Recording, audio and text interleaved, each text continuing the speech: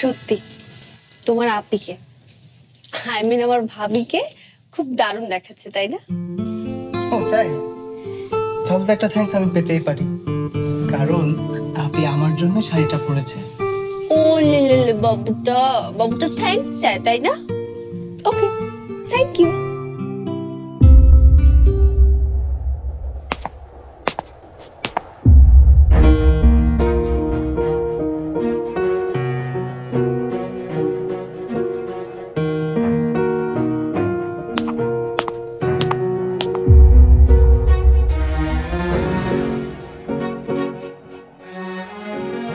আমাকে ফলো করা শুরু করেছেন নাকি?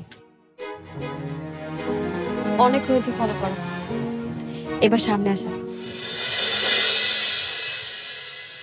আমার সাথে লুকোচুরি করার মানে কি?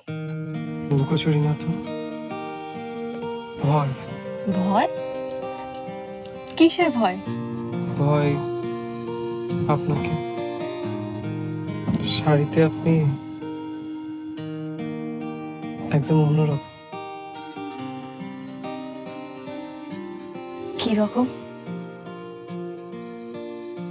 গোলাপ সাথে নিরুদ্দেশে যাত্রা হলো শুরু, একলা পথে নির্জনেতে বুক করে দুরু দুরু।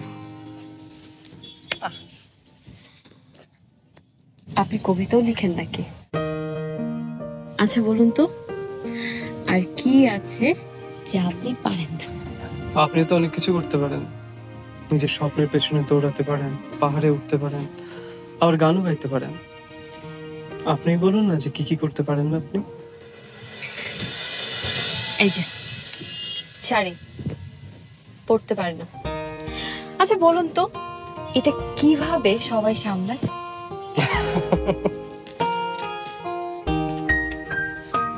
থ্যাঙ্কস রাফা। হ্যাঁ, বললাম থ্যাঙ্কস তাথইয়ের পক্ষ নেওয়ার জন্য। দেরিতে হলেও তোমার মধ্যে যে একটা বদল হচ্ছে তার জন্য আমি খুব খুশি। বিশ্বাস করো, তুমি তাথইয়ের পক্ষ নিলে, তাথইয়ের হয়ে তুমি মাকে বোঝালে। মনে হচ্ছিল তুমি আমাদেরই একজন হয়ে উঠছো। আমি তো সবসময় তাথইয়ের ভালো চেয়েছি, কিন্তু তোমরা সবসময় আমাকে ভুল বুঝেছো, অযথা বকাও দিয়েছো। তুমি তো আমাকে আগের মতো ভালোবাসো না। এই কে বললো ভালোবাসি না? ভালো তো বাসি, কিন্তু সবকিছু এমন তালগোল পাকিয়ে আছে না। যাই হোক, আমার প্রজেক্টটা শুধু পেতে দাও, দেখবে আমি আবার সবকিছু ঠিক করে দিয়েছি।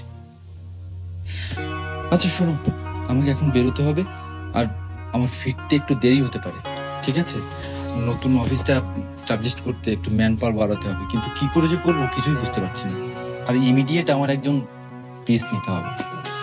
পিএস মানে পার্সোনাল সেক্রেটারি?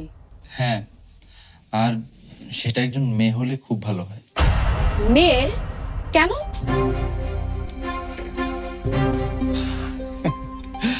আরে বাবা, এখনকার কর্পোরেট অফিসগুলোর একটা দৃষ্টিভঙ্গি আছে না, তাদের সাথে আমাকে তাল মিলিয়ে চলতে হবে না।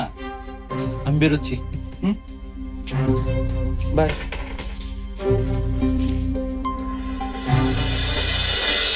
হিমেল মেয়ে পিএস রাখবে?